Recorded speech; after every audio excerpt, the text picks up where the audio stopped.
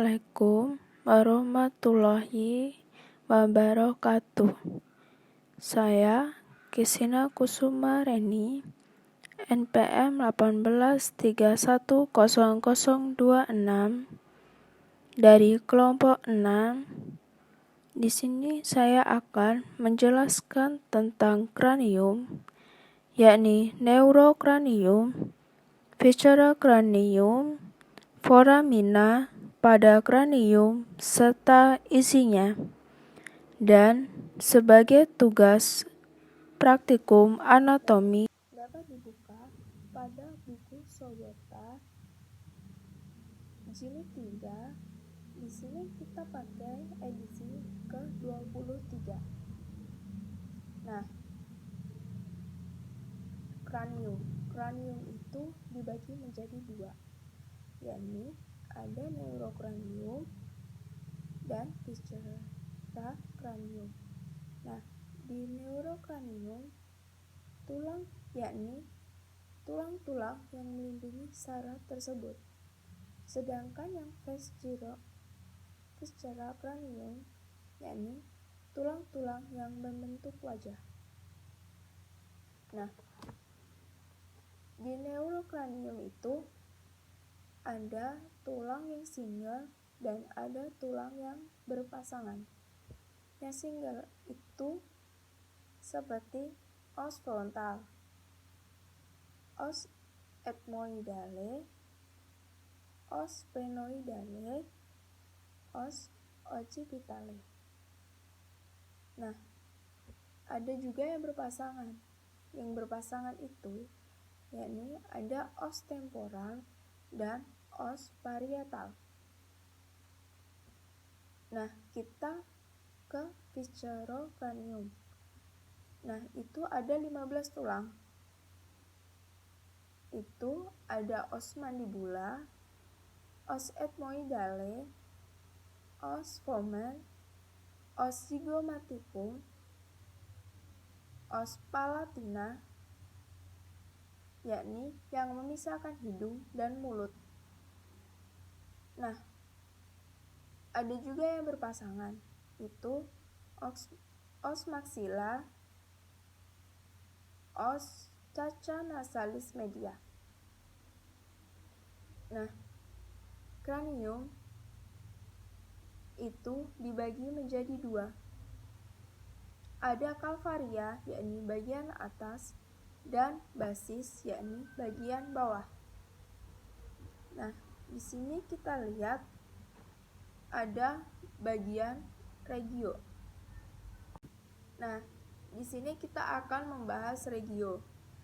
Di regio itu ada regio frontalis, yakni di bagian depan, regio temporalis di bagian pinggir, regio nasalis di hidung, kemudian regio mentalis di bawah, regio orbitalis, regio infraorbitalis, regio zygomatica yang pada perempuan itu biasanya dipakai untuk blush on. Nah, kemudian regio oralis, regio buccalis,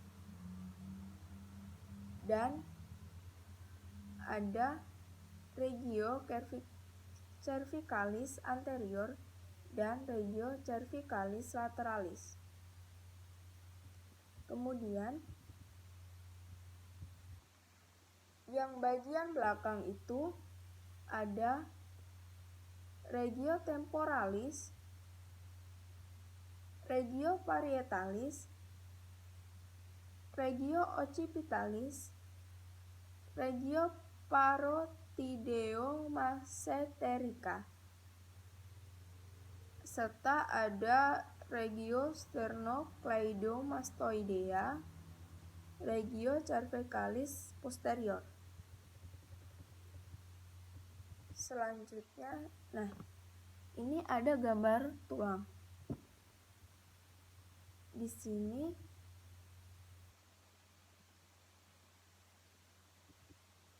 kita ke sutura. Nah, ini ada bagian, di gambar tulang ini ada sutura coronalis, ada sutura sphenoisquamosa,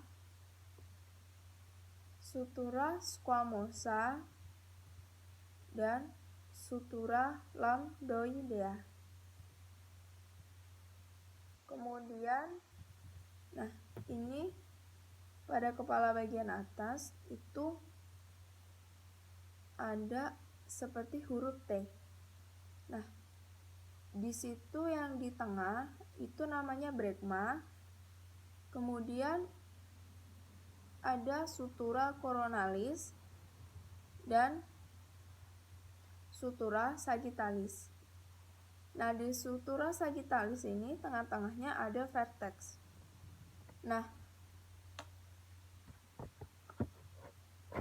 Pada brekma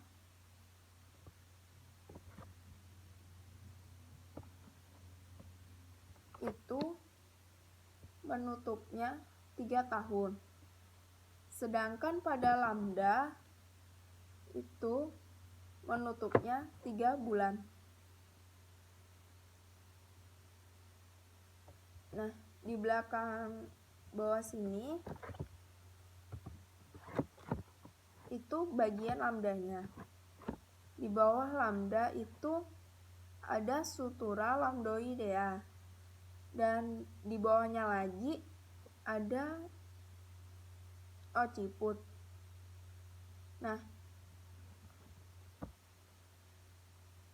Untuk mengukur tinggi badan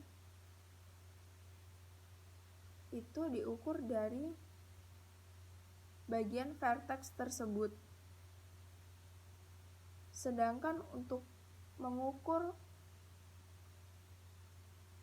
kepala itu dari inion.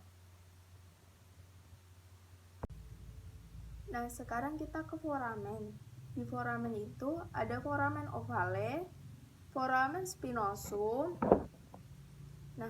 Di foramen ovale tadi itu diisi oleh nervus mandibularis dan plexus venosus foriminis ovalis. Di foramen spinosum itu ada arteri meningea media. Terus ada foramen stylomastoideus yang diisi oleh nervus facialis.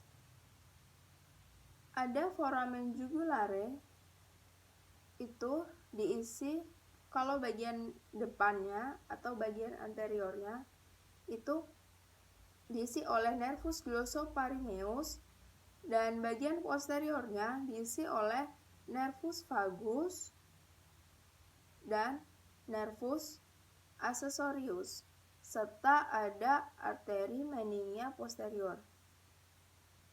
Selanjutnya kita ke di tengah-tengah sini ada foramen magnum. Foramen magnum ini diisi oleh meningens.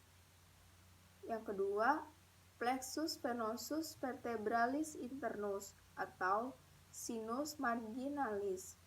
Kemudian ada diisi oleh medulla oblongata dan nervus accessorius. Terus ada foramen rotundum.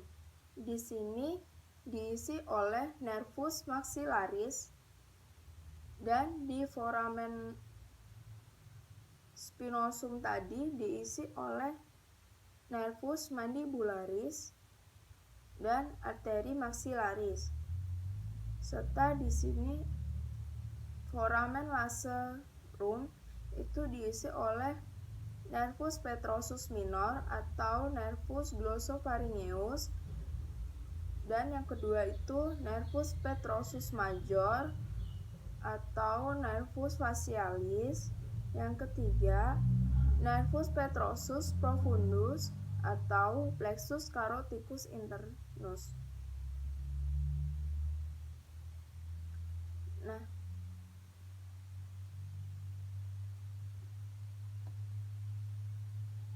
kemudian di sini ada kanalis nervi hipoglossi, itu diisi oleh nervus hipoglossus dan plexus venosus kanalis nervi hipoglossi. Nah, di sini saya akan membahas tentang klinis pada pertemuan 1. Itu ada mikrosefalus atau mikrosefali. Nah, di sini itu adalah kondisi langka di mana kepala bayi berukuran lebih kecil dari ukuran kepala bayi normal. Mikrosefalus juga ditandai dengan ukuran otak yang menyusut serta tidak berkembang dengan sempurna. Kondisi ini bisa sudah ada sejak bayi baru lahir, tetapi bisa juga terjadi kemudian pada bayi normal di tahun-tahun pertama masa pertumbuhannya. Nah, untuk gejala mikrosefalus itu, tanda klinis utamanya pada mikrosefalus adalah ukuran kepala bayi yang jauh lebih kecil daripada ukuran normalnya. Nah, ukuran kepala ini bisa ditemukan melalui pengukuran lingkar kepala bayi atau bagian atas kepala. Kondisi ini bisa juga disertai dengan gejala. Yang pertama itu bayi sering menangis, yang kedua kejang, yang ketiga gangguan penglihatan, yang keempat gangguan berbicara, yang kelima gangguan mental, yang keenam gangguan gerak dan keseimbangan tubuh, yang ketujuh hilang pendengaran, yang kedelapan panjang badan rendah, yang kesembilan terhambatnya perkembangan bayi untuk belajar berdiri, duduk, atau berjalan. Nah, yang ke-10 itu kesulitan menelan makanan, dan yang terakhir itu hiperaktif, yakni kondisi di mana anak sulit fokus terhadap satu objek dan sulit untuk duduk dengan tenang. Di sini penyebab mikrosefalus itu yakni gangguan perkembangan otak terjadi ketika bayi masih berada di dalam rahim atau setelah dilahirkan. Nah, penyebabnya itu ada cedera otak yang terjadi sebelum atau saat kelahiran. Yang kedua itu ada infeksi pada ibu hamil, seperti toksoplasmosis. Itu infeksi parasit akibat mengonsumsi daging yang belum matang. Nah, ada kelainan genetik seperti sindrom Down. Kemudian ada malnutrisi dan terpapar zat berbahaya seperti alkohol, rokok, radiasi, dan ada fenilketonuria yang tidak segera ditangani. Kondisi ini menyebabkan tubuh tidak mampu mengurai fenilalanin, yaitu suatu jenis asam amino pembentuk protein. Nah, untuk pencegahannya, yakni selalu menjaga kebersihan tangan, mengonsumsi makanan sehat dan vitamin pada masa kehamilan, serta menjauhkan diri dari zat kimia, tidak mengonsumsi minuman beralkohol. Baik, sekian penjelasan dari saya. Kurang lebihnya saya meminta maaf. Terima kasih. Assalamualaikum warahmatullahi wabarakatuh.